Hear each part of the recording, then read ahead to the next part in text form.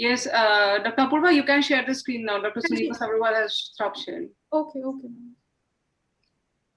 So Dr. Apurva will be speaking about a unilateral atypical retinitis pigmentosa in a 65-year-old female, which is a rare case report. Ma'am, is my screen visible? Yes. Okay.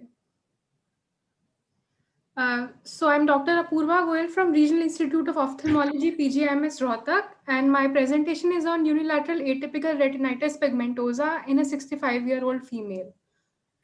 So retinitis pigmentosa is a hereditary disorder which is a degeneration of retina, and it mainly affects the rods. It is a progressive deterioration in vision, and it most likely presents with night blindness, which is bilateral and symmetrical. However, there are about 100 case reports reported worldwide, which makes it a little rare. And the pathomechanism behind this is somatic mutation, genetic mosaicism, and no familial transmission has been reported. There is this Francois and Verisets criteria for unilateral retinitis pigmentosa, according to which there should be the characteristic finding of RP only in one eye, and the other eye should have normal fundus and ERG findings. We also have to exclude other causes which might simulate RP-like changes, which are infections, vascular causes, and inflammatory causes. And there should be a sufficient interval of around 5 years to rule out other RP-like changes in the other eye.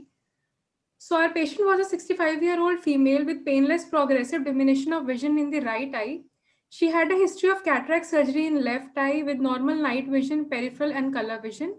There was no history of trauma, infection, inflammation, cancer or similar complaints in the family. On examining the right eye, the BCVA was 3/60. The anterior segment had grade 1 senile cataract.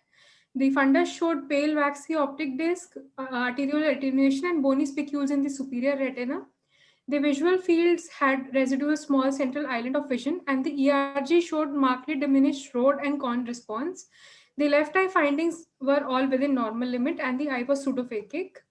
So these are the fundus pictures. In the right eye, you can see the pale waxy optic disc, arteriolar attenuation, and bony spicules. So what next? In such a case, we should not do the cataract surgery because cataract is not a definite cause of loss of vision.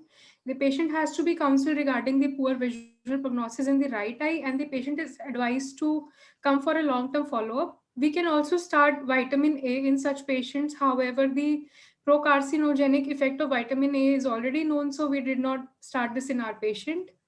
And the take-home message is that such patients should undergo 6-monthly follow-up for at least 5 years to assess the progression of condition and to see any similar changes in the fellow eye. And we also have to rule out other causes of similar presentation, which might be due to trauma, infections like chickenpox, rubella, syphilis, toxoplasmosis, measles, and CMV. Inflammation, retained metallic foreign body, vascular occlusion as in CRO, cancer-associated pigmentary retinopathy, and retinal toxicity, which can be drug-induced. Thank you.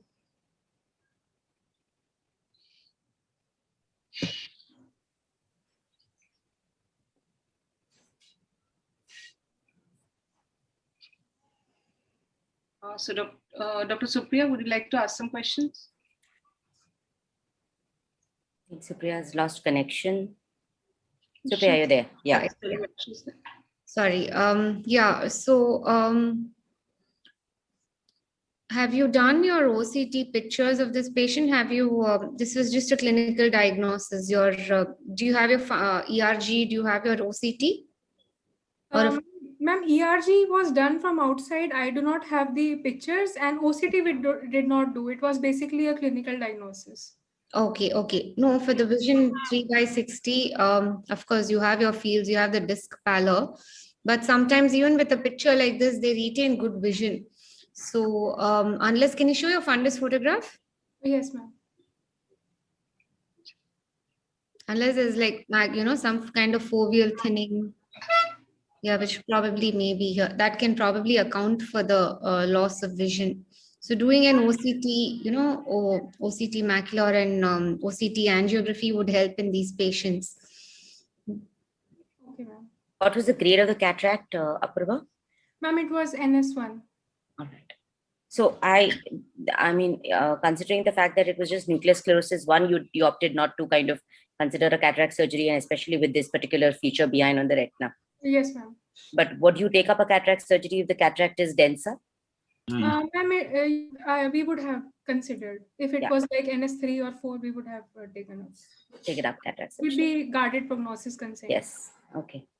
So we have a small case series in whom we've actually seen worsening, drop in vision post cataract surgery in these patients. Yes. So this was a good call to not operate Not operate. Yes. cataract. Yes, Dr. Sonal.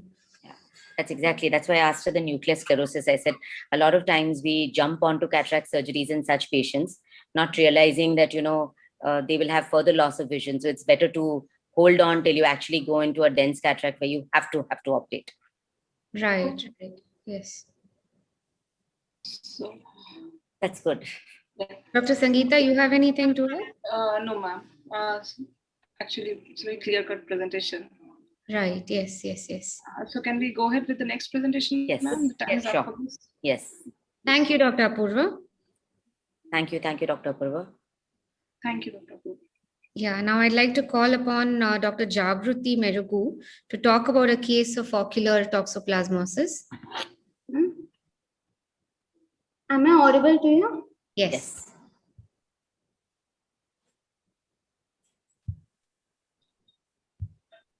I think my screen is visible. Sure. Good afternoon, everyone. I'm Dr. Jagruti, second year postgraduate of NRA Medical College. I'm going to present a case of ocular toxoplasmosis. I have no financial benefit. Introduction. Ocular toxoplasmosis is a disease caused by Toxoplasma gondii through congenital or acquired routes. Congenital is by transplacental hematogenous spread, which manifests as bilateral central retinochoroiditis, leaving scar, which is an incidental finding. Acquired infection is obtained through contaminated feces or soil, sporulated oozes, or by consuming undercooked meat or pork. Recurrent episodes of inflammation occurs when tissue cells rupture and release tachyzoids into normal retinal cells. Case report. A 21-year-old female presented with defective vision and floaters in left eye since 1 week. Her unaided visual acuity on the day of presentation is 6/6 in right eye and counting fingers at 1 meter in left eye, having no improvement with pinhole. On examination, her right eye was normal. In left eye, anterior segment was quiet and posterior segment showed vitreous cells of grade 2 and active retinochoroiditis lesion needed to old chorioretinal scar in the macular region. Fundus of left eye showed single grayish-white lesion with irregular margins of 1 disc diameter in size with inferior hyperpigmented area of half disc diameter above the fovea, suggestive of satellite lesion.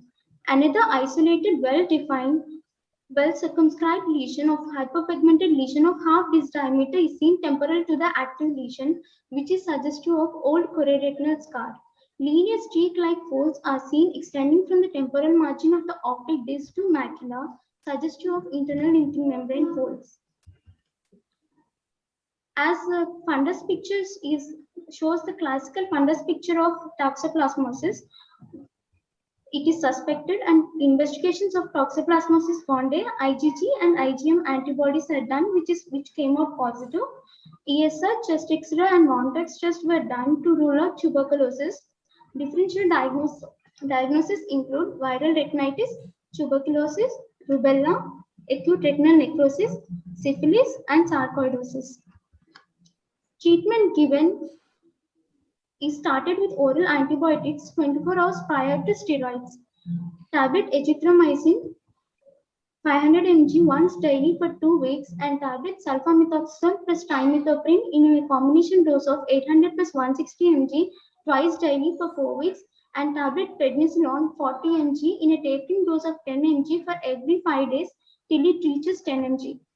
Tablet omeprazole 40 mg once daily and then follow-up is done. This is the picture of left eye showing before and after treatment, showing hail lesion adjacent to the old scar. Visual acuity in left eye improved from counting fingers at 1 meter on day 1 to counting fingers at 3 meters with pinhole 636 partial on day 3. After 4 weeks, it is 6-18 partial, and after 8 weeks, it is 6-6 partial. Discussion. Ocular toxoplasmosis is a common cause of infective posterior uveitis in immunocompetent individuals with cats as definite host and humans as intermediate host. Acquired toxoplasmosis presents with satellite lesions and has headlight in fog appearance, which consists of focal necrotizing retinochoroiditis with overlying severe vitritis. Conclusion. Prompt diagnosis and early treatment improves vision, although it is a self-limiting disease. Thank you.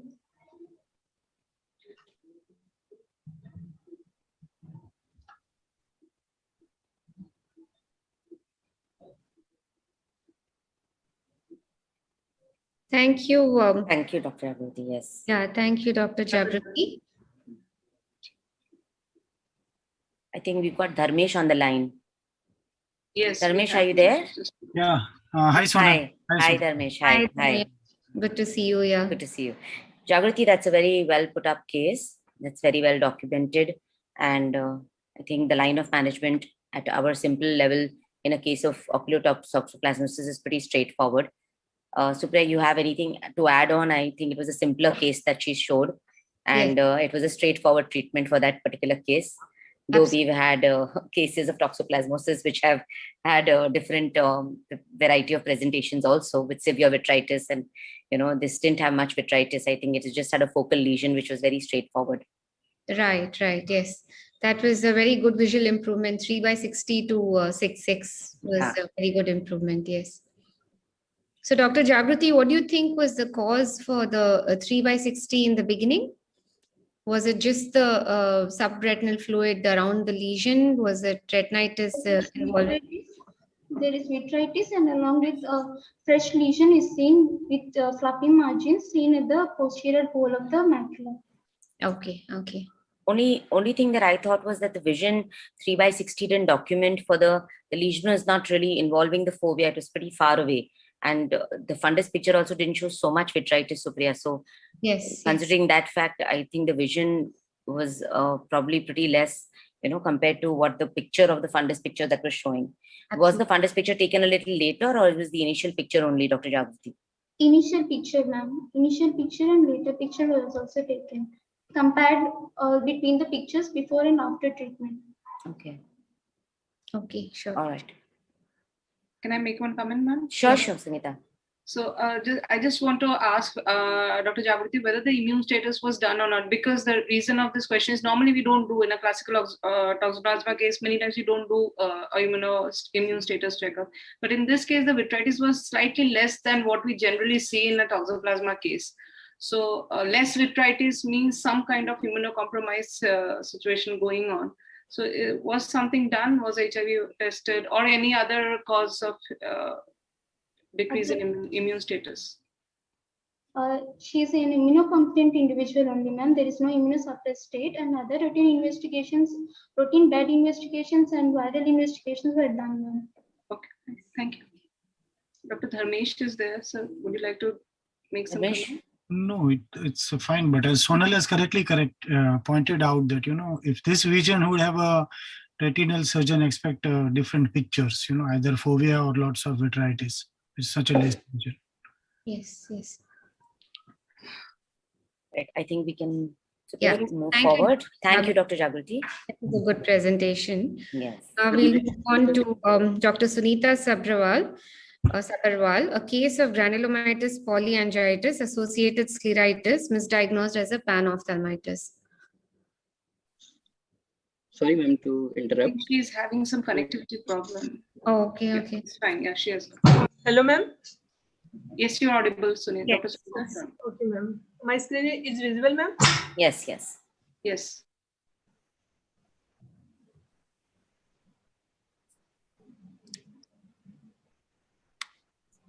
Good afternoon, everyone. So today I'm presenting a case of granulomatous polyangiitis associated scleritis misdiagnosed as panophthalmitis. So because of the diversity of ocular manifestations and the rarity of the disease, GPA presents a difficult clinical diagnostic problem. GPA may present with necrotizing scleritis and should be managed with aggressive immunosuppression to avoid the associated morbidity and mortality. So the ophthalmologist may play a significant role in its early diagnosis and treatment. So case history. So the patient was a 60-year-old female presented with sudden painful visual loss and photophobia in left eye since 2 weeks. And the base corrected visual acuity in right eye was 6.6 and left eye it was no perception of light. On examination, left eye had congested scleral vessels. Anterior chamber showed intense inflammation with perilenticular fluffy exudates, and vitreous cavity was full of yellowish exudates with subretinal exudation seen hazily with ophthalmoscope, whereas right eye was unremarkable. Sonography of left eye showed vitreous exudates, shallow retinal detachment, and periocular exudation around the optic nerve. So the diagnosis of infective sclerouveitis or panophthalmitis was presumed, and after that patient's CBC showed neutrophilia, and the patient CBC showed neutrophilia, and the ESR was raised. Patient chest X-ray showed a lung mass or large nodule in left lung. So intensive antifungal regimen was started with oral indomethacin suspecting pulmonary aspergilloma related endogenous infection. So after the pulmonologist opinion, C-ANCA was advised and it was significantly high, and CECT thorax and CECT orbit advised. CECT thorax showing left lung with thin cavitary nodule, and this is the CECT orbital picture which is showing periocular inflammation in the left eye. So diagnosis was revised to granulomatous polyangiitis. So patient was started on high dose intravenous steroid for 3 days, and single high dose cyclophosphamide was started with supportive topical therapy. Later the patient was shifted to similar oral therapy. 1 month later she had no pain, anterior chamber was clear, and scleritis has dampened with scleral thinning, but vision persisted to be low, and the lung mass had reduced considerably on sciagram. So currently patient is under regular follow-up with ophthalmologist and pulmonologist since 1 year with tapered oral steroid and cyclophosphamide and doing well. So discussion and conclusion. So granulomatous polyangiitis is a progressive with associated mortality if not treated timely. In total, 11% patient can have scleritis as initial presentation. So this case was marked by the severity of its presentation, leading to its initial diagnosis of infective etiology. So continued surveillance with clinical suspicion added by aggressive multidisciplinary interaction led to the accurate management, and the ophthalmologist may have an essential role in the early diagnosis and treatment of this disease. Thank you.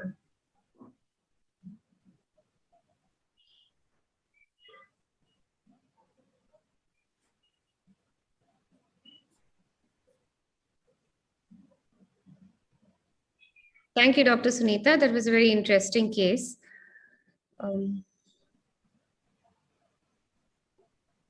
Thank you. Yeah, Sunita, that was an interesting case. But Sunita, what do you, what is the terminology granulomatous polyangiitis really mean or defined as?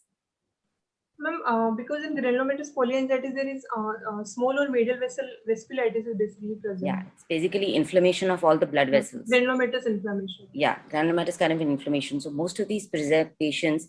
So I think if you do know that this polyangiitis, this typical terminology was initially known as Wegener's granulomatosis. If you actually Yes, know, ma'am. it was Yes, the ma'am. original terminology to this particular disease, and this disease mainly affects the ears, the nose, the throat, and the lungs of Yes. these patients. So if you see a kind of a generalized inflammation of the blood vessels, okay, especially when the patient has pain on movement of the eye, which is a very classic feature in most of these polyangiitis, which develops scleritis for our patients. So our patients mainly come with a typical phenomena which is called severe pain on movement of the eye. So these patients, as you rightly, I think after the investigation started with your blood tests and everything, when you went on to the HRCT, the high resolution chest scans, that's when most of these diseases are picked up very, very well. And then the patients are treated not only with steroids, but with immunosuppressants, because that's the only line of management that helps these patients. Yes, Is there anything that you need to add on to? No, I was wondering, did you do a biopsy at any time? Do you need a biopsy diagnosis for this? No, ma'am. Actually, the diagnosis was already confirmed on CT scan and pulmonologist opinion. So we didn't do Lymph node or anything was No. biopsied. Okay. But I think the response was good. So yes. So these patients don't only present, Supriya, with just the eye. They may have an early presentation with the eye, but they also have very early presentations with simple wheezing or, short breath, which is very classic again with these patients. So probably that is also something that you need to ask a patient who presents with such condition, where one eye is absolutely an OPL. I mean, I think firstly it was mistaken for a PANOF, because when you see the picture, it shows you something like that. Right. But this is also something that should be asked. Right, right. Yeah. Very interesting, especially during a pandemic. Yeah. Wheezing or shortness of breath, we'll only think of COVID. COVID. Yes, yes. Interesting, Dr. Sunita. Thank you, ma'am. Dharmesh, Dr. Sangeeta, anything you would like to add? No, ma'am. No. Thank you. Okay, okay. Thank you, Dr. Sunita. We'll move on to our next speaker, Dr. Ambikesh Pandey, who will be talking Excuse me, about.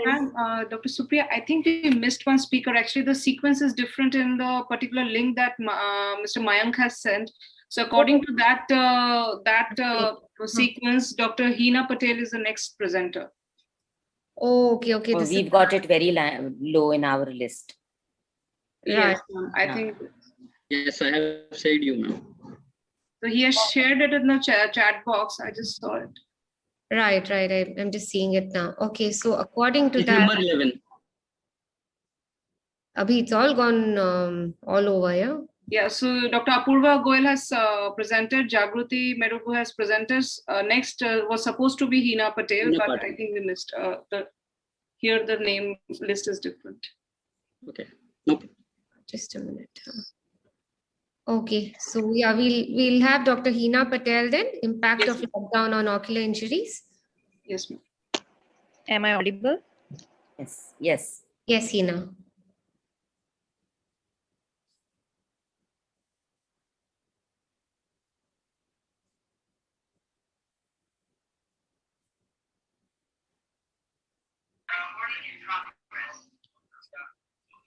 Good afternoon, everyone. First of all, I would like to thank AIOS Scientific Committee for giving me the opportunity to present. My topic is impact of lockdown on ocular injuries. Introduction. COVID-19 pandemic is a serious problem in current time across globe, leading to lockdown. This study investigated the effect of COVID-19 lockdown on the incidence of ocular trauma. Method. In this retrospective cohort study, we collected data of patients who presented with ocular trauma in the emergency department during the lockdown period from 22 March 2020 to 30th April 2020, which was a lockdown period. In addition, we collected data of patients presented with ocular trauma during the same period in the previous year. We compared the number of patients who underwent ocular surgery and the number of pediatric patients with ocular trauma between these two periods. A confounding factor may be the absence of patients from different districts who could not travel the center due to travel restrictions. Result. During the study period in 2020, between 22 April to 30th March, that is lockdown period, we found that 148 patients presented in the emergency department. In 2019, between the same month in previous year, we found 157 patients presented in the emergency department. And when we compared those patients, there was ocular trauma patients in the lockdown period was 78 patients, and in previous year it was 76 patients. And the pediatric population out of 78 in the lockdown period was 30% were the pediatric patients, and in the previous year out of 76, only 9% were the pediatric patients. These are the pictures of pediatric patients with trauma. And the surgical intervention required, and out of 78 in the lockdown period, 42% required surgical intervention, and out of 76 in the previous year, 37.2% required the surgical intervention. Because our hospital is a tertiary eye care center, patients from the surrounding district visit our hospital.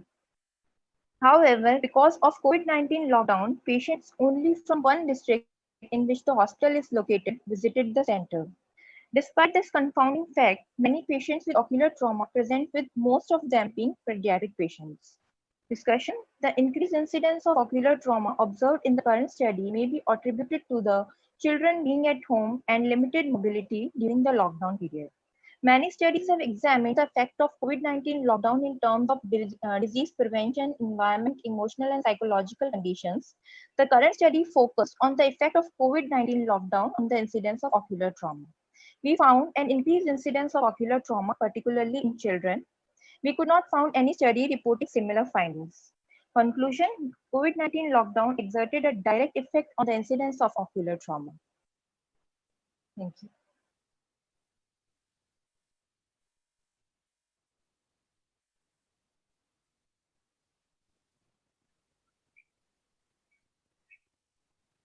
Thank you, Dr. Hina. That was very interesting to see. That's true. I think children being at home and that leads to more chaos happening among themselves, I guess.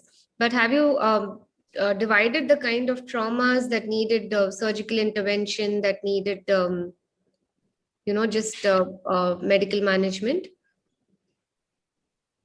Ma'am, the amount, the count number with the surgical out of 78 were the 40%, and the rest were the medical treatment patients. No, And what the most did you differentiate the kind of trauma, whether it was just a penetrating injury or a non-penetrating injury, something like that? ma'am, mostly were the wooden stick injuries, and it was the penetrating injury mostly. Okay. But quite surprising, no, being at home to have so many Yeah. injuries. I would probably think the reverse way, that because you're in the house, there'll be nothing happening. So I think probably this may be with children who are not having proper shelter, and because of the lockdown, being on the roads, and having a lot of, probably, I don't know, I'm correlating it in the other way, that I don't know if Sangeeta has anything to add on to it. Did you see the time of presentation?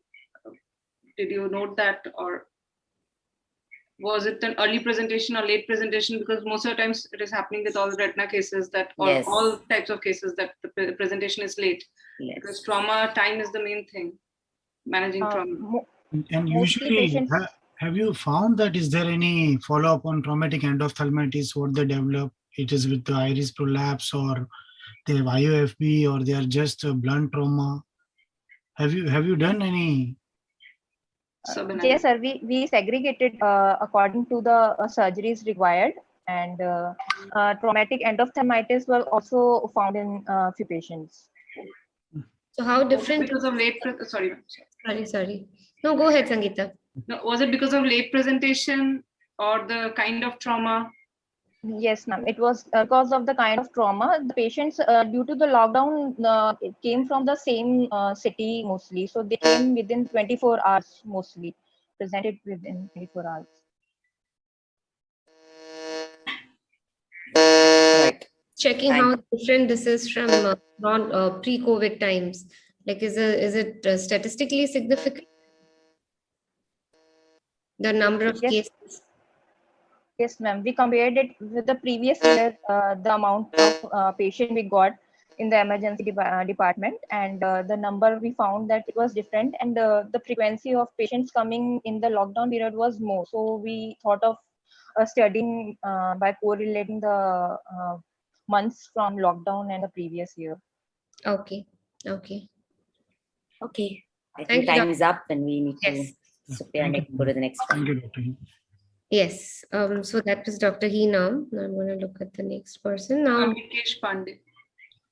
Yeah, go ahead. No, I'm just trying to sort this out. Yeah. He's Is not here, Dr. ma'am. Ambikesh Pandey here? I think he's No, not. ma'am, he is not here. He's Yeah. not here. So I So think we go to the next one then. Yes, ma'am. Shall I go to the next one then? Yeah, VKH. Yes, VKH. Dr. Rija Anthony. Yeah. He's on. Are you there? Yes, she's there. Yes, ma'am. Yeah.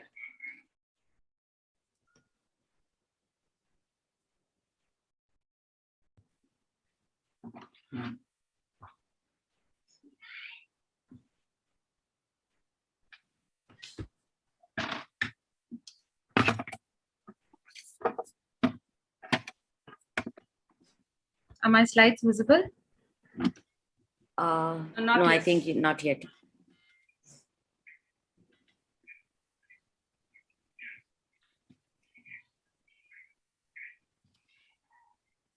Is it visible?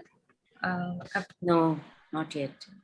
Your PPT is, it's not showing that, it's showing your images, and Okay. you'll have to open the PowerPoint. I've opened the PowerPoint. I can see it's written as you are screen sharing. So Minimize your folder. Yeah, minimize your folder.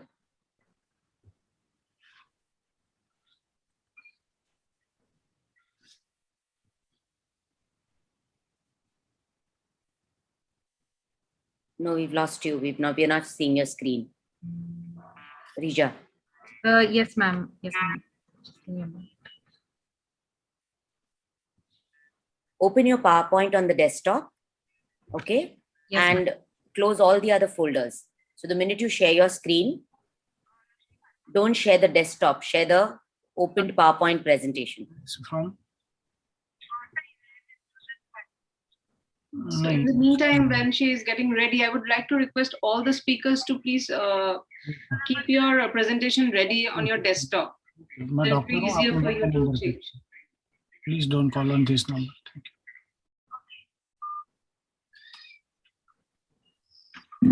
Meanwhile, we can go to the next speaker and she will sort out the problem. Yeah, I think that Yeah, can. I think that makes sense.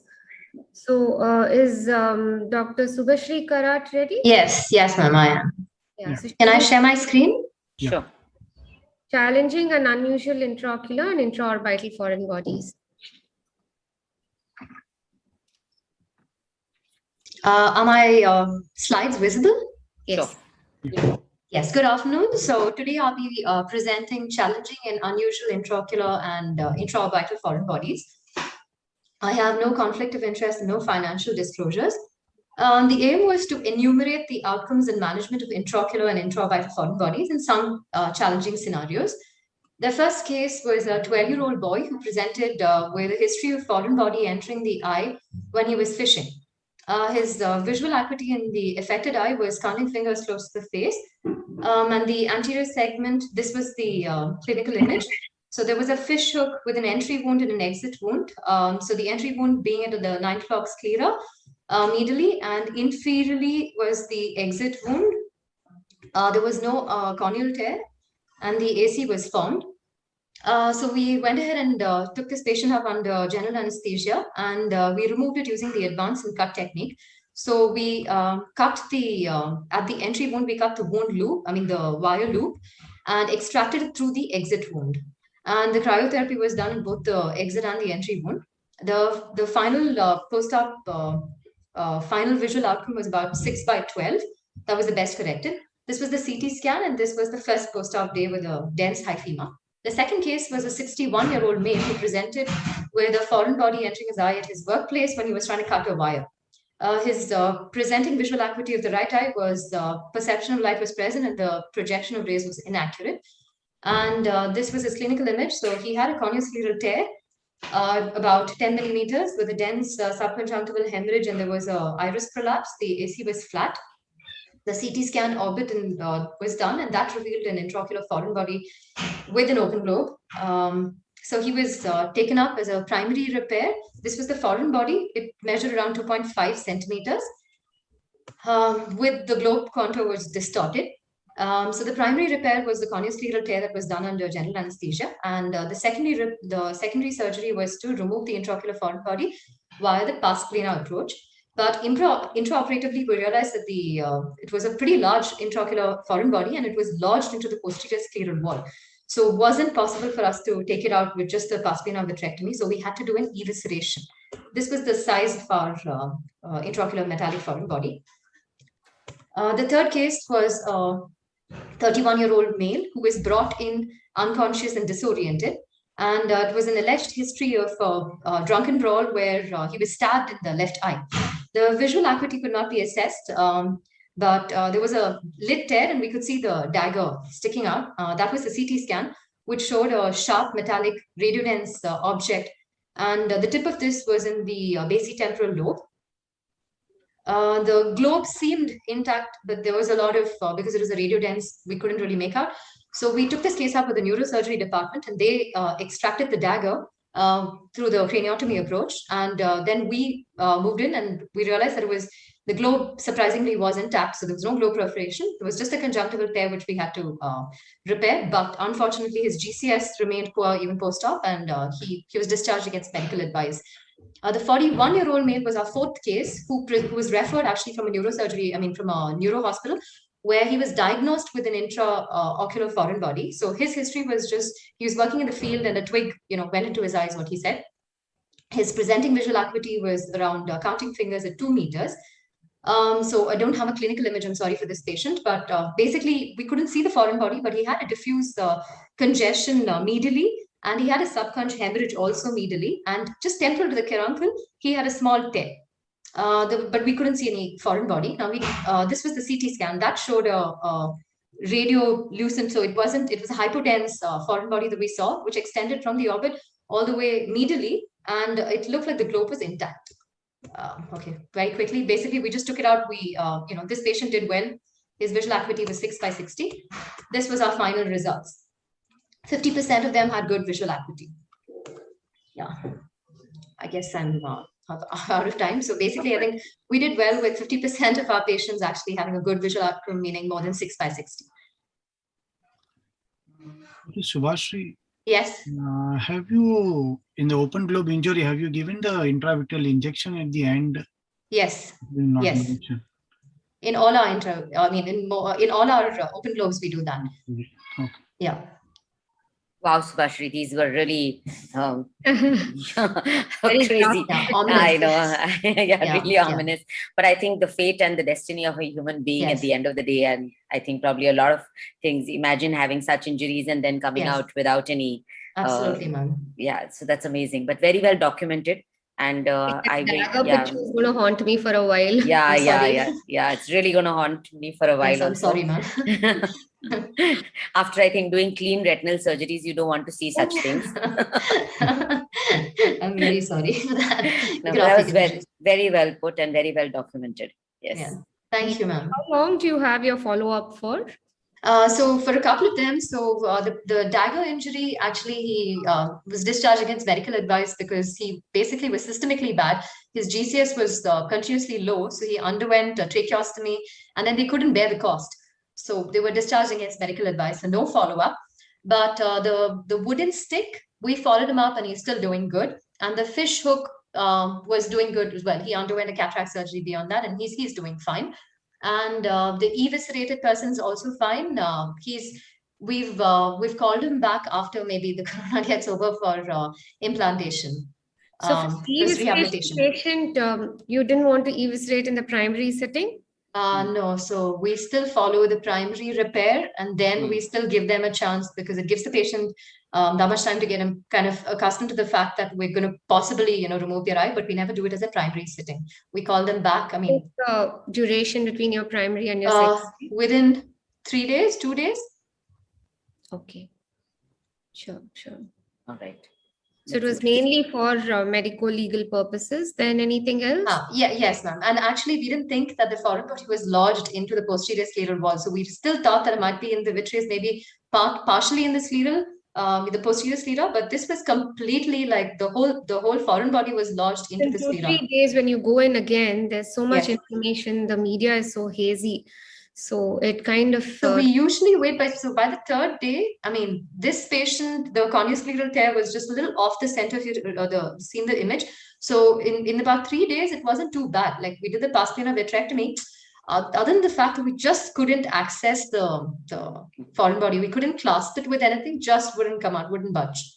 So Right. then, unfortunately, we still had to go ahead with the I think evisceration. your consent and counseling of patients Yes. is Yeah, it's important. very important. Yes, absolutely, ma'am. And Yes. of course, explaining the risk of sympathetic ophthalmitis. Yes, ma'am. Yes. So until his last follow-up, he didn't thankfully touch gold. Yes. Sure. Interesting. Okay, thank you, Subhashri. That was a very interesting presentation. Thank you, ma'am. So Is- shall we go on to the Is next? Rija ready again? Is Rija ready or not? We can just check. Are you able to share your screen, Rija? Please try once more, Rija. Yeah. There she is. Can you just go to slideshow?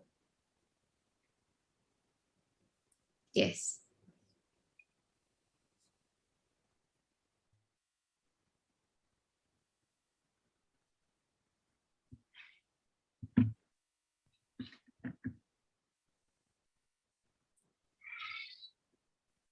You have to unmute yourself. Dr. Yeah. Rija, you have to unmute yourself.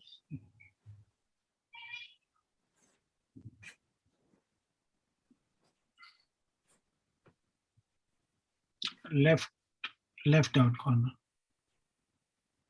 Yes. Am I audible now? Yes. Yes. So I am presenting a case of Vogt-Koyanagi-Harada syndrome. To start with, it is a rare autoimmune bilateral condition described as uveo-meningoencephalitis, seen in young adults, more commonly in pigmented races. It is characterized by Vogt-Koyanagi, who described it as poliosis, vitiligo, alopecia, and anterior uveitis, and Harada, which is characterized by bilateral posterior uveitis with exudative retinal detachment and pleocytosis and CSF.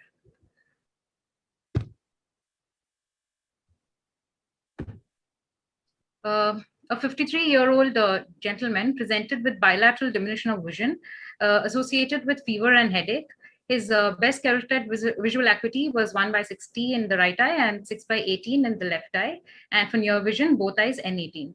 Ocular examination showed bilateral conjunctival congestion with anterior chamber cells grade of 2 with fine keratic precipitates. On fundus examination, it revealed a bilateral disc edema with bullous exudative retinal detachment, and the fundus fluorescein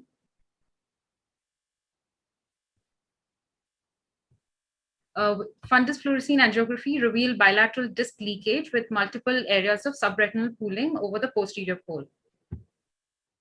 B-scan showed increase in retinocoroidal thickness. And we had sent the patient for ENT examination. So it showed moderate to severe mixed hearing loss with perforated tympanic membrane in bilateral ears. Dermatological examination showed no specific signs. Patient was tested negative for HIV, hepatitis B antigen, ANA and ANCA, and blood culture showed no growth. MRI of the brain showed bilateral ethmoidal and right frontal sinusitis with bilateral masteritis. Patient was treated with intravenous steroids, intravenous methylprednisolone, 1 gram for 3 days, and we had followed with tapering doses of oral steroids. And after 1 year of when the patient presented, patient had come with a complaint of poliosis of eyelashes. And on further examination, on fundus examination showed sunset glow fundus with well-maintained visual recovery. Wicked syndrome involves a T-cell mediated autoimmune deregulation that targets melanocytic self-antigens. It usually affects the melanocytic tissue of the eyes, the CNS, inner ear, and skin of those individuals related to HLA-DRB1. The disease is characterized by a prodromal stage, acute uveitic stage, and convalescent or the chronic stage, and a chronic recurrent stage. Differential diagnoses include those other causes that may be that cause panuveitis and posterior scleritis with sympathetic ophthalmia, infectious choroiditis, and rarely intraocular lymphoma. Goal of treatment is to reduce the inflammation and prevent the relapse and avoid any complication that can cause poor visual prognosis. To conclude, I may say that VKH syndrome is a rare multi-system autoimmune disorder, mostly affecting the middle-aged patients around the 4th to the 5th decade. It requires early and aggressive corticosteroid management with immunosuppressive agent to prevent ocular complication, leading to poor visual prognosis. Thank you.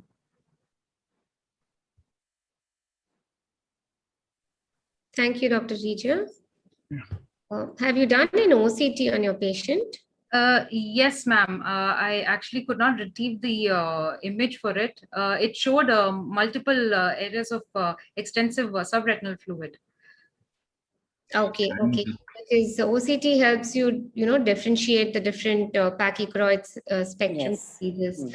So, and to follow up also, how the fluid is resolving and things like that. The inflammation is subsiding.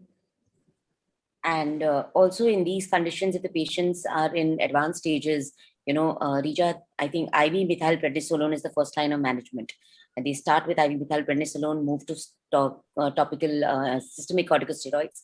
And today, as immunosuppressants are taking over as a first line of management in these cases, along with the steroid therapy, they've also tried newer drugs like mycophenolate mofetil and rituximab.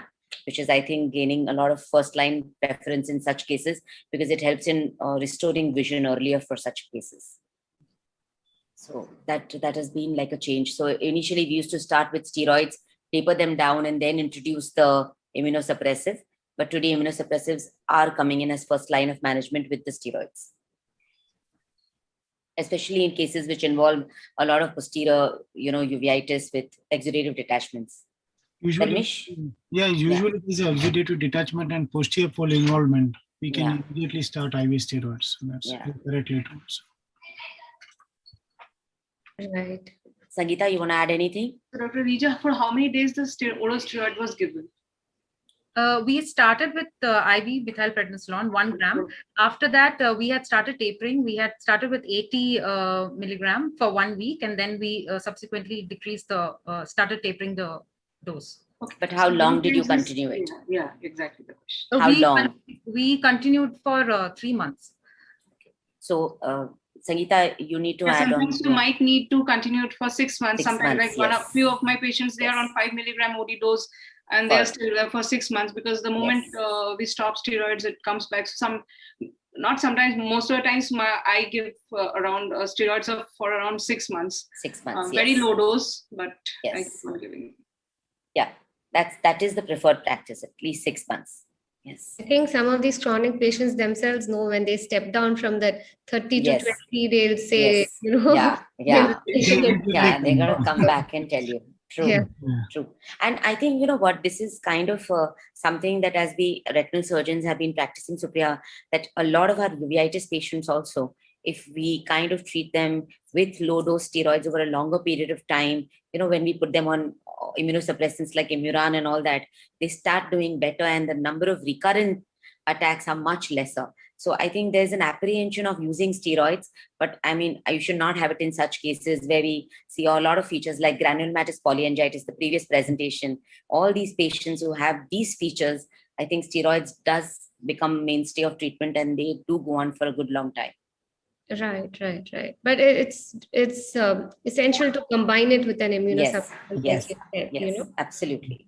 Yeah. A lot of them become intolerant quite soon. So yes. for a longer period of time, immunosuppressants will really help. Right. Okay. Thank you, Dr. Rija. Thank you, ma'am. Presentation. Next, we'll have Dr. Preeti Rekha Das to talk about ocular surface reconstruction by amniotic membrane transplantation in a case of Lyme injury.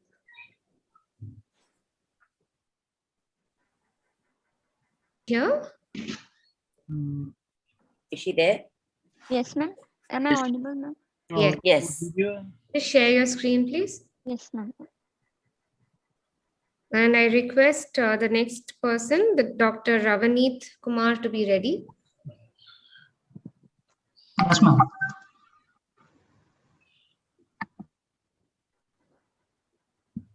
Ma'am, are my slides visible?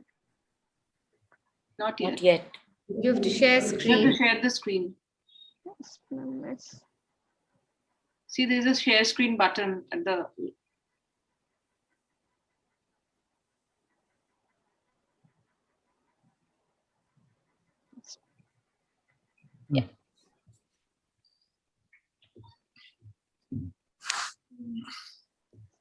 Ma'am, is it visible now? Yes. Yes, please go on.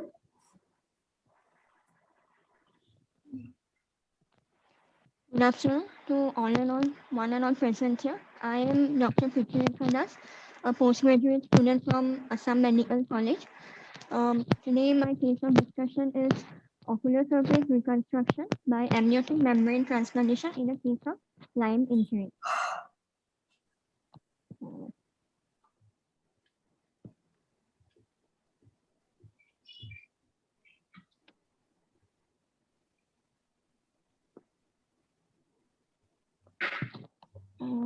Actually, my slides are not. Yeah, can you see an arrow on the left corner on your presentation, on the left side down corner of your presentation?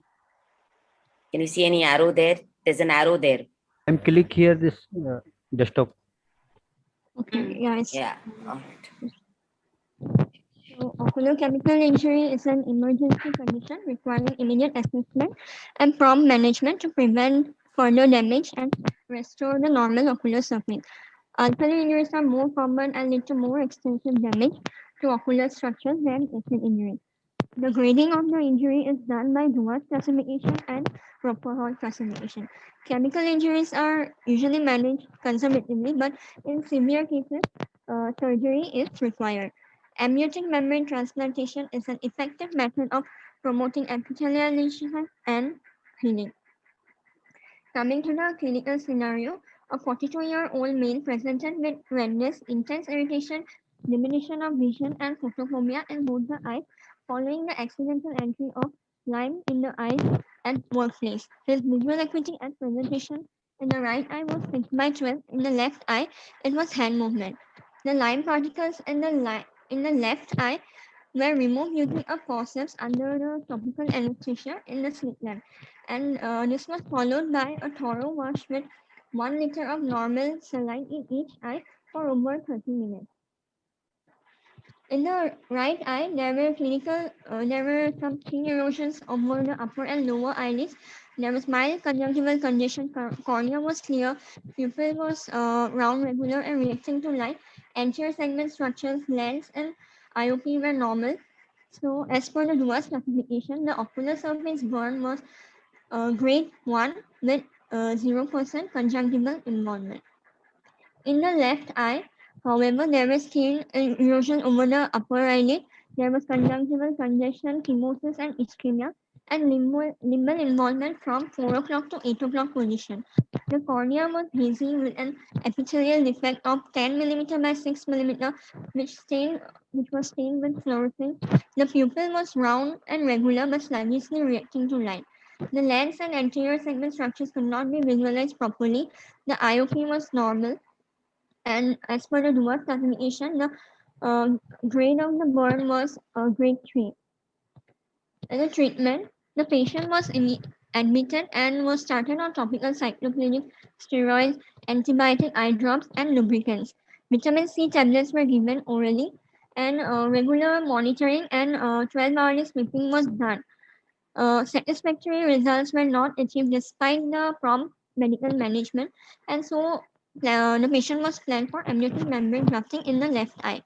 Under local anesthesia, first debridement of the necrotic tissue was done.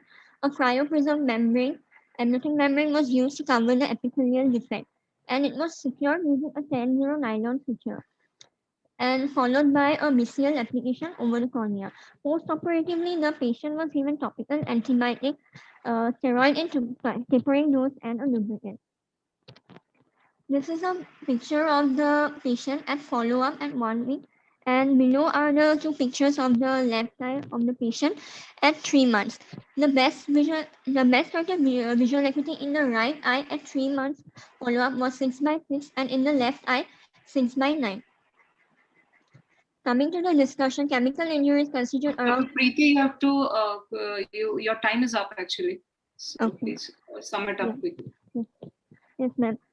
So chemical injuries constitute about 18% of ocular trauma occurring in industrial working environment mostly. And amniotic membrane graft as an adjunct to medical therapy is quite useful in the early phase of moderate burns, and it has also been reported in many studies that amniotic membrane alone can restore both corneal and conjunctival surface in the mild burns. To conclude, amniotic membrane transplantation is an effective treatment in acute burns and can prevent dangerous complications in the future. In our case, transplantation of cryopreserved amniotic membrane provided a significant improvement with reduced inflammation and reepithelialization with a favorable visual outcome. These are my references. Thank you. Yeah, thank you for that, Dr. Preeti. I think we'll go on to the next one. Does anybody have any questions? I think they've got 3 retinal people on the panel here.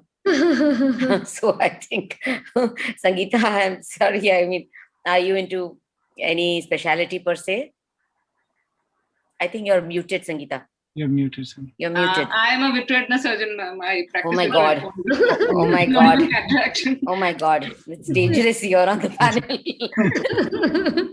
So I'm sorry, Preeti, but we are very, we're not going to be asking you any Very questions. nice. Okay, ma'am. The Thank you. management and the photographs were very nice of the Yes, instruments, yes. from 269. Very good. Yeah, very good. Thank you. Thank you, ma'am. So we'll have Dr. Avneet now to speak about bilateral idiopathic panuveitis with complicated cataract and with left neovascular glaucoma, an unusual case.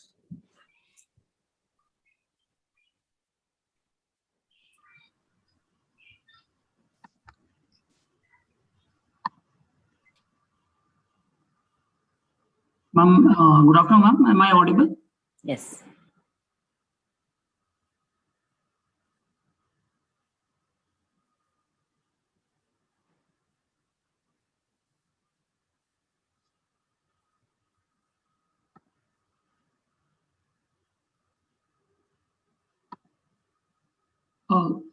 Good afternoon. Today I'm going to talk about an unusual case of bilateral idiopathic panuveitis with complicated cataract with left eye neovascular glaucoma. There are no financial disclosure. Purpose is to report an unusual presentation of bilateral idiopathic panuveitis in a 55-year-old female. So a 55-year-old female came with complaints of redness and pain in both eyes for 2 months. Pain being dull aching type, continuous radiating to forehead and scalp with no aggravating factors, which relieved on medication and which was associated with diminution of vision after 1 week, which were progressive in nature, along with flashes of light, watering, and photophobia. However, there was no history of any prior ocular trauma or association with fever, evening rise of temperature, weight loss, cough, back pain, joint pain, or any oral or genital lesions or any rashes. There was no hearing difficulty, hair loss, or whitish discoloration of hair. On general physical examination, head-to-toe examination was normal. So on ocular examination, the head posture, ocular posture were normal with the parallel visual axis. The visual acuity at the time of presentation was perceiving hand movements close to face with positive perception of light and accurate projection of rays in both eyes. Both uniocular and binocular extraocular movements were full. The IOP was measured with non-contact tonometer, and it was 19 mm Hg in right eye and 7.5 in left eye on the day of presentation. However, after starting treatment, the IOP kept decreasing in right eye and increase in left eye, came down to 7.6 and 36 mm Hg in right and left eye respectively after 5 days. On anterior segment examination, there was a circumcorneal congestion with the slightly hazy cornea with the few mutton fat KPs. The anterior chamber was irregular in depth with grade 2 cells. There was loss of pattern of the iris in the pupillary margin. The pupil was, there was occlusion of pupillae, so pupil was irregular and non-reactive. However, the fundus could not be seen because of a complicated cataract. The lens was grayish white and there was a faint glow. Similar picture was seen in left eye. However, the size of the pupil was larger, around 4 mm in size, with irregular and non-reactive pupil. There was iris Bombay. The fundus examination could not be done due to faint glow, and the gonioscopy was done for left eye, and the superior and inferior angles were grade 2, and nasal and temporal angles were grade 1. B scan was done for both eyes, and we could see clumps of vitritis in both eyes. So the general investigations, all of them were normal with the VDRL, HCV, RA factor, ANA, Montus text, all negative. Urine and chest X-ray, sacroiliac joint X-ray, all were normal. So the treatment was started on a generalized basis with the tab prednisolone 30 mg ODs in the start, which was tapered gradually. Tablet acetazolamide 250 mg sustained release 2 times per day. Prednisolone acetate eye drops early was started, then tapered gradually. Timolol maleate eye drops in right eye and brimonidine plus timolol maleate eye drops 2 times per day in left eye. Atropine eye drops 4 times per day in both eyes. Tablet calcium and cholecalciferol tablets were given. So coming to discussion, common causes of panuveitis can be syphilis, TB, sarcoidosis, VKH, infectious endophthalmitis, and Behçet's disease, and they must be ruled out in all cases of panuveitis. No specific cause was found in this case, so the treatment was non-specific. The vision improved to counting fingers close to face in right eye and counting fingers up to half meter in left eye after 5 days. However, the IOP was high, and later the dorzolamide 2% eye drops were added in left eye and IOP came down on follow-up. The vision improved slightly in right eye over time, improving to counting fingers till half meter. So on conclusion, accurate diagnosis of the systemic association is the key in order to employ effective therapy of panuveitis. Achieving a successful outcome in patients requires quieting the inflammation with the minimal side effects of therapy, identifying and treating associated systemic conditions, preventing recurrence, and obtaining satisfactory visual recovery. Thank you. I forgot to tell there was neovascularization of iris near the pupillary margin at 2 to 3 places. And probably that was the cause of the high IOP in that eye. Yeah, I think you escaped our question by answering that, by mentioning that. What is the cause of it? Is it just inflammation? Yeah. So, Avneet, why did you start with only 30 milligram of prednisolone systemic? I mean, she was, her weight was very less, ma'am.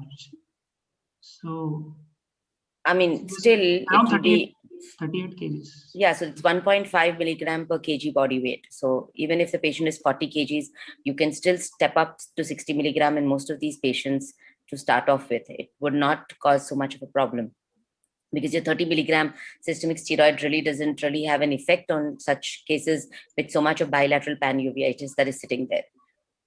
So yeah, that's one particular point.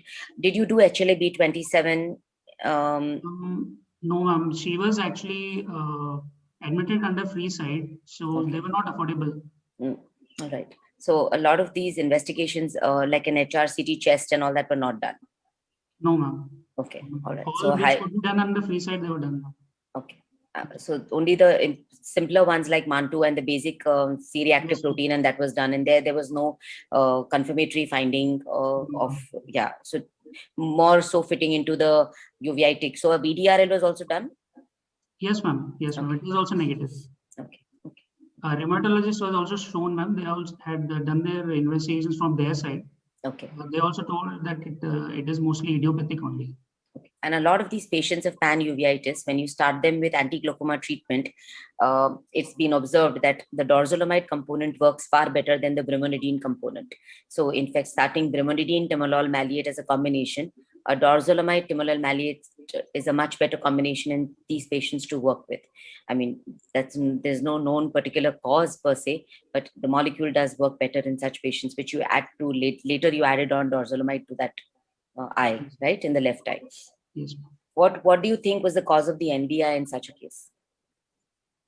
Ma'am, due to the chronic inflammation, as there is ischemia of the tissues, ma'am, there will be increase in the inflammatory cells and the vascular endothelial growth factors. So they can cause increase in the proliferation of blood vessels. Okay. Due to neovascularization, which slowly then leads to formation of glaucoma due to the fibrovascular membrane. But you said there was NBI in 2 clock hours, or? What did you say? You had said NBI in 2 clock hours. Yeah.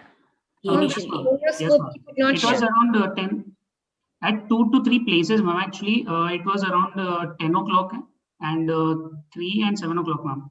But the angle, the gonioscopy, the angles didn't show NBA, or the view was hazy? View was little bit hazy, ma'am. It was only grade 1 to 2 cells, ma'am. We could not see blood vessels. Did you follow up this patient? Not cooperative, so we couldn't do it like properly. Did you follow up this patient over after your treatment started? Did the eye quieten down, and did you plan anything further for this patient? Yes, ma'am. Did you think of an anti-VEGF in the left eye or anything? Yes, ma'am. They did not come for follow-up after 2 to 3 weeks, ma'am. She was followed up for 3 weeks. Yes, ma'am. Right. And if the patient would have followed up, what would be your further line of management? If the eye would quieten down? Ma'am, if it was quiet, then we can try for cataract surgery, ma'am, as we don't know the posterior segment now correctly. Then IVI can also help, ma'am. The cataract surgery should be done under steroid cover with other precautions. However, still it is a guarded prognosis, ma'am. Yes. Okay. Then anti-VEGF can be tried, ma'am, due to to reduce neovascularization. Yes. So on table, do you want to prevent any other complications when you're operating?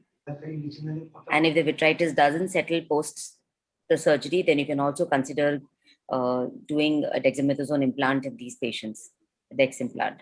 But that's far-fetched because the patient didn't follow up only with you, so we didn't know what happened. Yeah, but it's good that with just medical management, they were And able she to control able that. to, yes, control that. Yeah, they've been quite lucky with that. Okay, thank you. Thank you. Dr. Dharmesh, Sangeeta. Dharmesh? No, ma'am. Thank you. Okay. Thank you, Dr. Avneet, for the good presentation. Thank you, ma'am. I'd like to invite Dr. Meenakshi now to speak about a retinal arterial macroaneurysm challenging cases.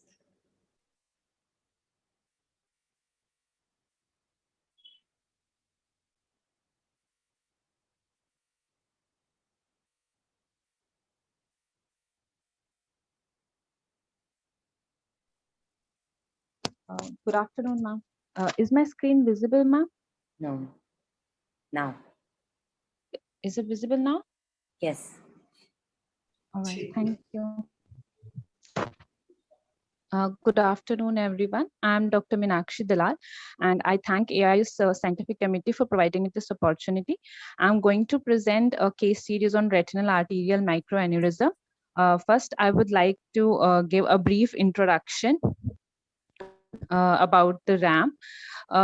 Retinal arterial macroaneurysm is an acquired focal dilatation of a retinal arteriole, typically within the first 3 bifurcations of the retinal arterial system, and it typically occurs along the temporal branches and has a predilection for elderly hypertensive women. It's classified into 3 clinical forms: quiescent, hemorrhagic, and exudative. The quiescent ones are found incidentally and are asymptomatic. Hemorrhagic and exudative RAMs can cause decreased vision due to lipid exudate deposition on the fovea, or the rupture of RAM can cause pre-retinal or intraretinal hemorrhage involving the fovea. Although various treatment options like laser and anti-VEGF agents and combination therapies are being tried, there is still no established treatment protocol regarding it. Recently, intravitreal injections of anti-VEGF agents have been advocated for the management of symptomatic RAM patients. In our paper, I'm going to describe clinical characteristic and treatment outcomes in 3 symptomatic RAM patients which were treated with anti-VEGF agents.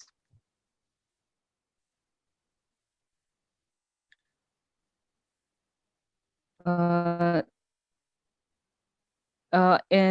this is the first patient. In all the 3 patients, they presented with the diminished and the detailed medical history with a complete eye examination. Anterior segment examination on slit lamp was done along with intraocular pressure measurement, and a detailed fundus examination was done along with OCT and FFA was done in the patients. The first patient was a 71-year-old female. She was both diabetic and hypertensive, and she presented with finger counting at 1 meter in her left eye. As you can see, there was this retinal arterial macroaneurysm present in the superior temporal quadrant, and on the macula there was exudation, and inferiorly there was a pre-retinal hemorrhage present. The OCT, the optical coherence tomography, showed the retinal detachment. The fundus fluorescein angiography and revealed a fusiform dilatation of the arteriole with late leakage, and inferiorly there was a blocked hemorrhage, blocked fluorescence because of the overlying hemorrhage. Ranibizumab injection was given to the patient, and the patient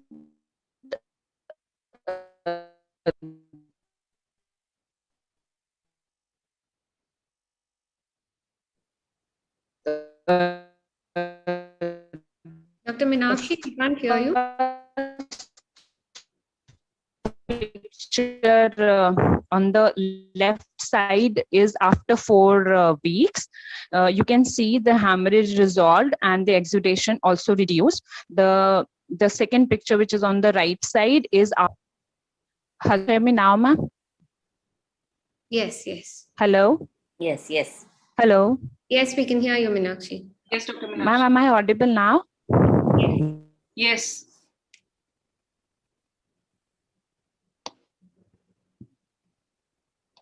What just happened? I think there's some Actually, problem with the she connection. And Yeah, Yeah. I think she. got disconnected actually. Yeah. So we can Go go to the next to the presentation. Can next. go to the next year. Yes. We are little running also little short Yeah, with we are. time. Yes, ma'am. Yes, ma'am. Okay. So then let's call Dr. Sugnesh to speak about management of a case with a subluxated IOL and CTR with a retinal detachment. Ma'am, is my screen visible now? Meenakshi, we'll have to. I think your time was also up, and I think we just lost you in the middle completely. Okay, all right. Just wait, I think you're presenting from phone. That's why it is a problem. Yeah. You should have presented it from a laptop or from a system, iPad or something. Okay. So, Okay, but thank you, ma'am, for the opportunity. Just give us, maybe if you finish quickly, then we'll come back to you. Come back, yes. Okay, ma'am. We'll let Okay, you- ma'am. Okay, ma'am. Just Okay, ma'am. Thank you, ma'am. Yeah, ma'am. Thank you, ma'am. Okay, ma'am. Am I audible? Yeah, Yes. Dr.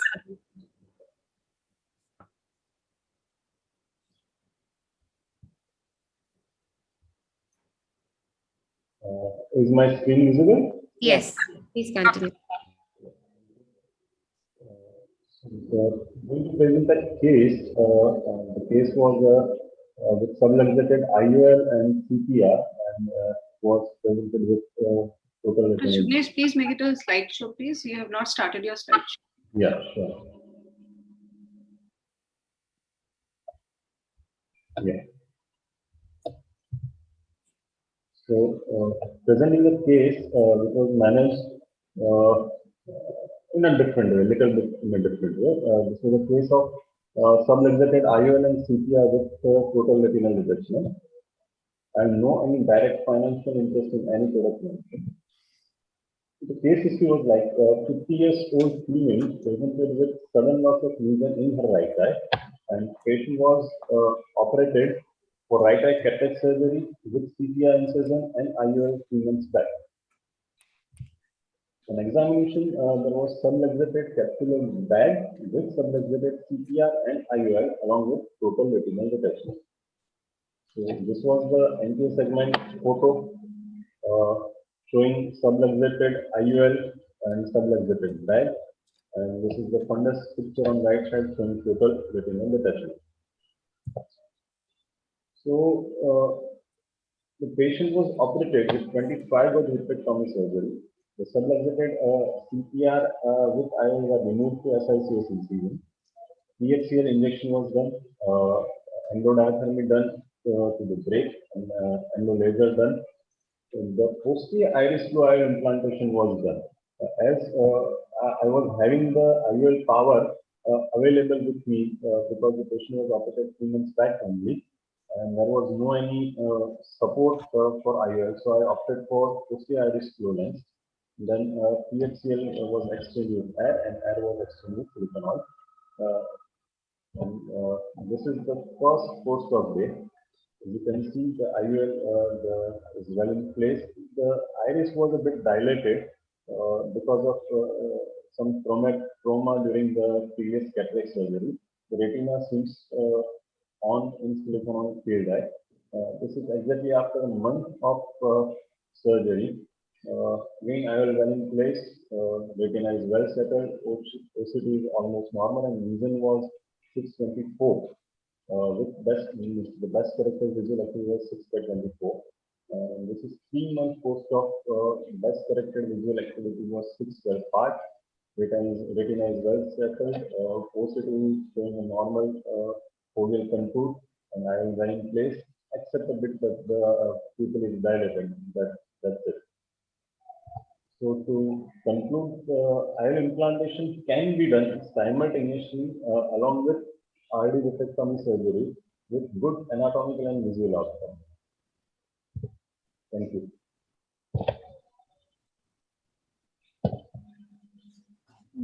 Very nice presentation, Dr. Sugnesh. So do you do you routinely do this? IOL implantation? No, ma'am, not routinely, because most of the time we are not having the IOL power calculated with us in patients with total retinal detachment. But luckily in this patient it was available, so I did it. I did it with RD surgery. So did you have any like the Globus Soft or any intraoperative difficulties? Pardon, ma'am? Did you have any intraoperative difficulties while putting in the IOL? No, ma'am. What I did during the surgery, this patient was actually from the civil hospital, Bhavnagar, and I operated the patient at there only, and there was no recording system available. So what I did after doing vitrectomy, I just put the PFCL inside. I did the endodiathermy and laser, and then I put the IOL. So during that period of time, the retina was quite well settled, and the things were quite easy for me to insert the IOL and tuck it with the posterior surface of the iris. And then I did the PFCL air exchange and then air silicone exchange. I had to take care of, because there was no support, there was no capsular support. So I had to take care that the silicone oil could not come into the anterior chamber. But when you did a PFCL air exchange, the IOL was stable. Yes, well stable. Yes, ma'am. So Priya, we'll have to move a little fast because we are really running short of time. We have to wind up by the next session would come in. So Sure. Sugnesh, very well presented. Would love to ask you more questions, but I think we'll have to move on to. I was very keen to know, did you do the IOL and the CTR explantation together, or did you do it individually? No, I did it together, ma'am. It was quite Encapsulated. Subluxated bag. It was entirely stuck. So they came entirely. Yeah. But sometimes it is very difficult, because sometimes when you're lifting that bag complex, you may just realize that the CTR slips away and then you just have the IOL in your hand, and then it's extremely difficult to go and pick up only a CTR from the retina. So that's your challenging point in such a surgery. I mean, I had one video available with me, which I did. There was dislocated IOL, dislocated CTR, AC IOL, and total retinal detachment. Yeah, I had to remove the anterior chamber IOL first, then I did remove the IOL, CTR, and then I did the vitrectomy surgery for retinal detachment.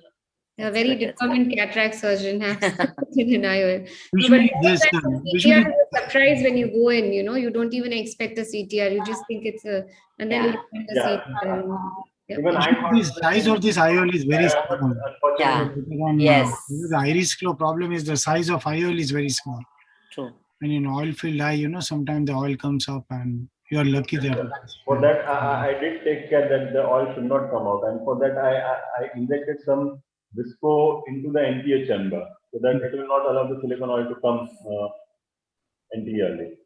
Okay. Thank you, Dr. Sugnesh. Yes, we'll have to move. Yes. Sure, and we'll go on to the maybe second last speaker, and we can take in Meenakshi later. There are 3 speakers left, ma'am. Oh, she's left. Okay. 3 speakers. Okay, so a study on ocular injuries with tennis or cricket ball presenting to a tertiary care center by Dr. Samir Dash. Yes, ma'am.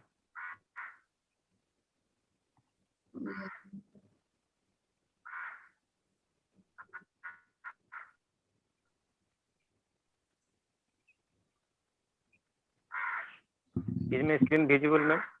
Yes. Hello?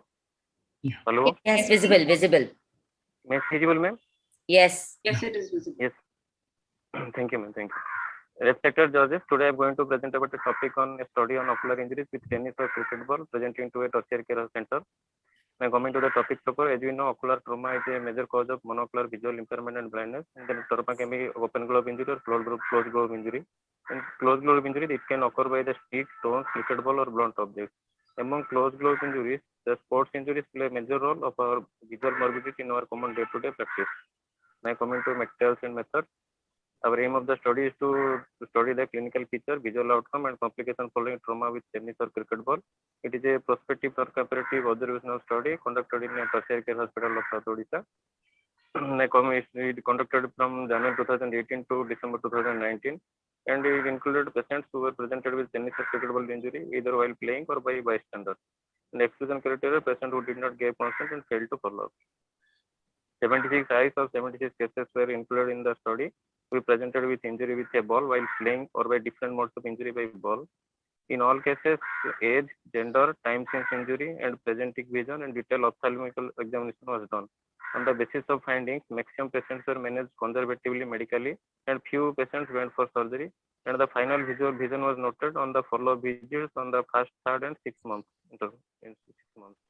Now coming to observation results, in our study we found that maximum 97% cases were male and 3% cases were female, and the age of presentation was less than 30 years in 79% of cases and more than 30 years in 21% of cases. The time since injury to the time of presentation time to the hospital within 24 hours is 19.73%, and 47.36% is presented within 24 to 72 hours of injury, and 32.89% patients presented with more than 72 hours of injury.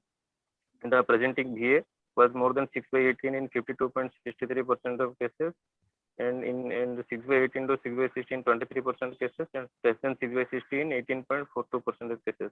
On the follow-up subsequent visits, and the final VA was more than 6/18 in 73.68% of cases, 6/18 to 6/16 15.7% cases, and less than 6/16 10.5% cases. These are the common ocular findings we noted, and the common ocular findings was the eyelid edema and congestion, which was noted in 81.57% of cases. And the next finding was the subconjunctival hemorrhage, which was noted in 26.3% of cases. Now coming to discussion, in our study, among the total cases, 74 cases were male and 2 cases were female. So the most common age group were below less than 30 years, that is 79%, which is similar to the studies by the Elman et al. And Horn et al. Study.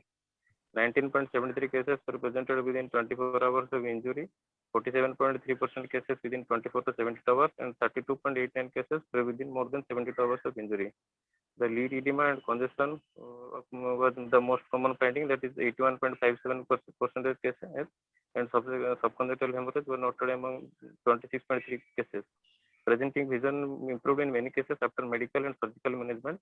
And the most common causes leading to diminution of vision was posterior segment involvement, which is similar to Horn et al. Study.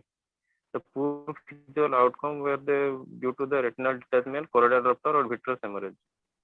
Now coming to conclusion, the injuries were due to cope and contra-cope resulted from a tennis ball, which is softer in comparison to other blunt objects, leading to glove rupture and penetrating injury. The final visual outcome depends upon the presenting vision, time of presentations in injury, presenting clinical finding, and type of intervention. Posterior segment involvement leads to poor vision at the presentation and poor visual outcome. So taking precautions during sports and awareness is the best way to prevent ocular injuries.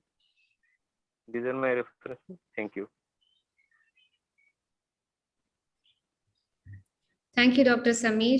Shall we move on to the next presentation? Supriya, Yeah. I have another IC, so I have to leave now. Okay. Sure, Dharmesh. And I'll just Sure, Dharmesh. Sure. Yes. Bye, Thank you. Dharmesh. Yeah, bye, Surya. Bye. Later. Yes. Supriya, let's move ahead. Let's move ahead. Thank you, Dr. Sameer. Now we'll move on to the next speaker, Dr. Aditi Bhosle, to speak about an intraocular foreign body. Sorry, doctor, she is not here. She's not here. Yeah. So Okay. We'll move on to Dr. Shriyansi Biswas. Yes, Shara. Yeah. Autofluorescence pattern and refractive error found in CSR.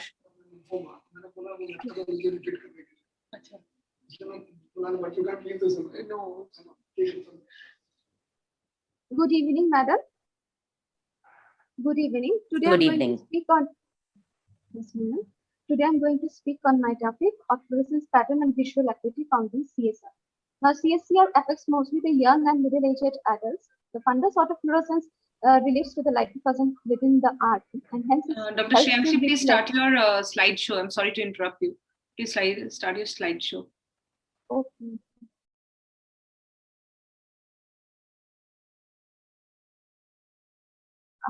Good evening. Today I'm going to speak on my topic on autofluorescence pattern and visual acuity found in CSR.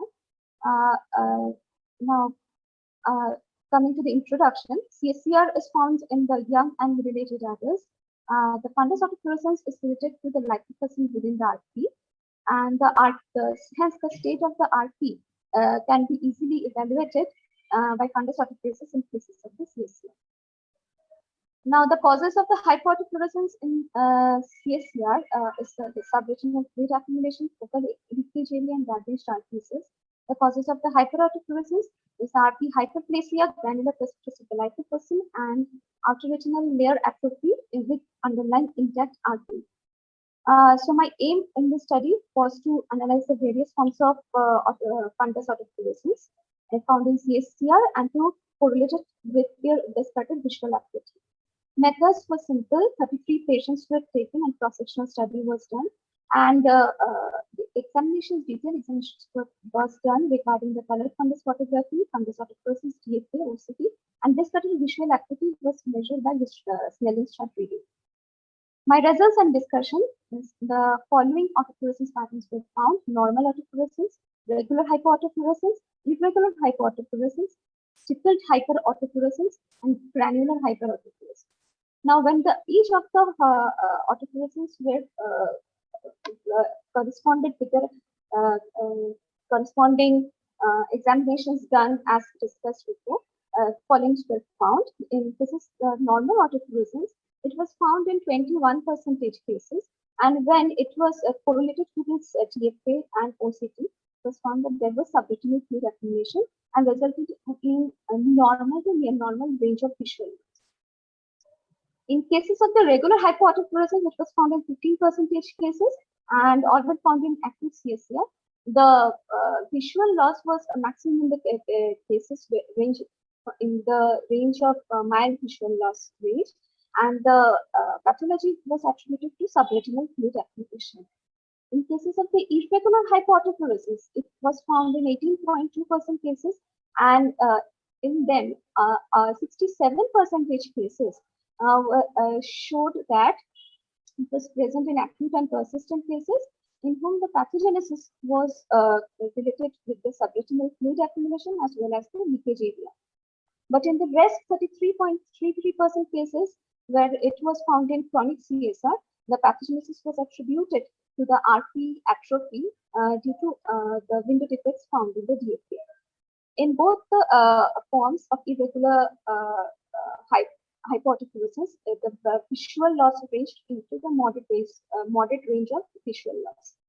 Now, in the cases of stippled hyperautofluorescence, it was found in 27% cases, but a striking thing was found here that 67% cases of the stippled hyperautofluorescence had moderate range of visual loss. Now, the pathogenesis when evaluated was seen that there was outer retinal layer atrophy with underlying subretinal fluid, but the RP was intact.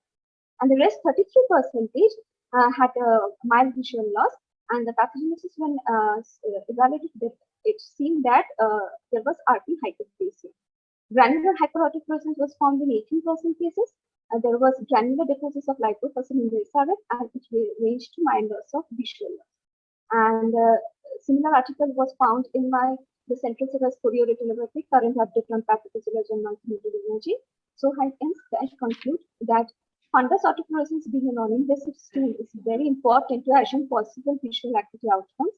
And these are my limitations: small sample size, follow-up outcomes couldn't be taken, results not taken in perspective of agency, and visual function was only measured by prescribed visual acuity. Thank you.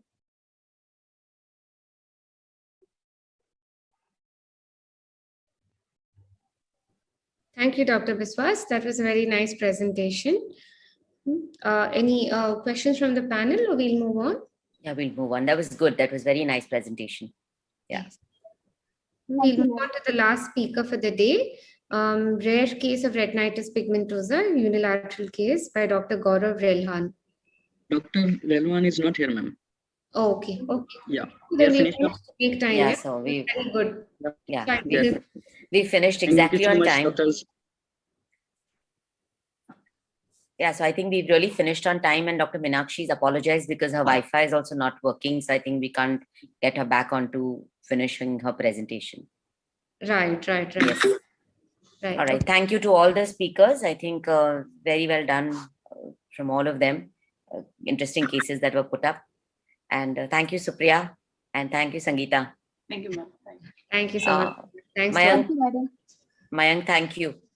Can we exit the meeting, Mayank? Yes. Mayank? I think he's in mute. Okay. Yeah. Done. I think we'll just let him know so that we can let him know that. Mr. Mayank, can we leave? Yes, ma'am. We can go. Okay. Okay. Thank you. Thank you so much, Thank you. everyone. Thank you. Bye, Sonal. Bye. Bye. Bye. Thank you. Nice meeting you, Dr. Sangeeta. Nice meeting you. Bye.